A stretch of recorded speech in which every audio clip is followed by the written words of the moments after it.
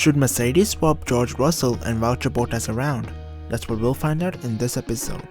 Let's get started.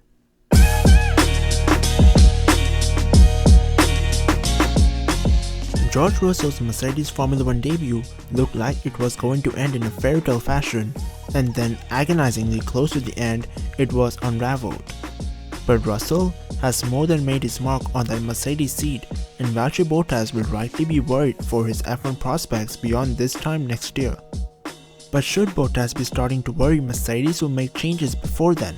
It's going to be tough for George to go back to Williams after today, let alone after whatever lays in store for him in Abu Dhabi, assuming he's in the muck there. But he's just going to have to stay patient because Mercedes is not about to drop Bottas. Bottas is still the ideal wingman for Hamilton, the perfect foil in the team, and the stunning performance from Russell isn't going to change that. It's frustrating perhaps for the fan base who will now want to see more Russell after such a sensational debut. And Hamilton vs Russell would be such a thrill, but from the team's perspective, ain't gonna happen. Not next year. Regardless of whether Mercedes should or shouldn't rapidly revise its 2021 driver plans, I cannot see it happening. It just doesn't fit Mercedes' way of working. A big part of creating this team's domination is the way it looks after its people, its approach to coming back from mistakes and blips, and the strength in depth it's generated with a healthy, no-blame, pro-nurturing culture. Binning a driver it has already re-signed on the basis of a super sub outperforming him in a one-off at a quirky circuit doesn't fit with that approach at all. There's absolutely no doubt the Sakir Grand Prix proved Russell deserves to be a full-time Mercedes driver before too long, and it's equally clear that Bottas now faces a huge psychological challenge to come back from this latest blow, and it's hard to see him doing so effectively.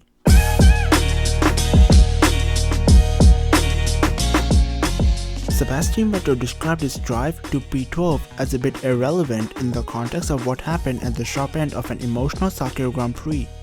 Tears were flowing afterwards as Sergio Perez finally won a Formula 1 race at the 190th attempt, while Esteban Ocon also admitted to crying after securing his best result ever in motorsport's elite category in second position.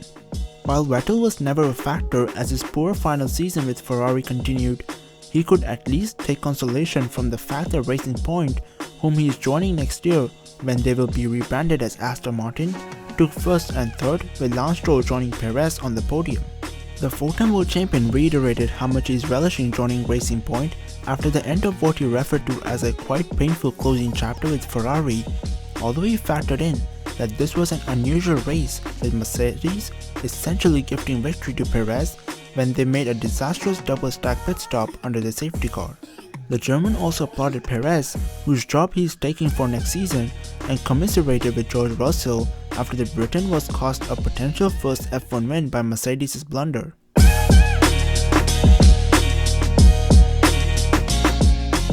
There is no competitive justification for Red Bull not signing Sergio Perez to replace Alex Albon for the 2021 Formula 1 season.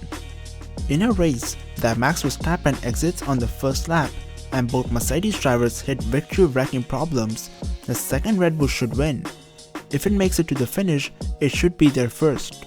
If Red Bull wasn't in a confused state with its own pool of drivers, he'd have probably been replaced for 2021 already by Pierre Gasly. That's how strong the push factors alone are in justifying Albon's exit. It's a shame because he's a well-liked guy who is very fast when things are going in his favor. But it is not working at Red Bull, and the evidence is overwhelming that it is not going to change. As for the factors pulling Red Bull towards Perez, a guy who was already under serious consideration, what more can he do in this case?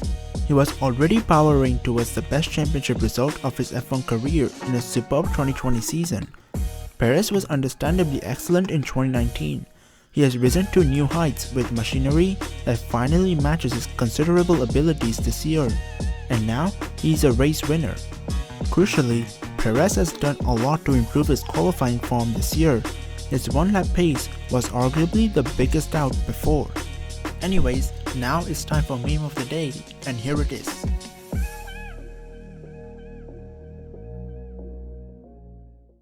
And that's been it for this video. If you enjoyed this video, then make sure to leave a like and don't forget to subscribe. Apart from that, I hope you're an awesome day, and bye bye.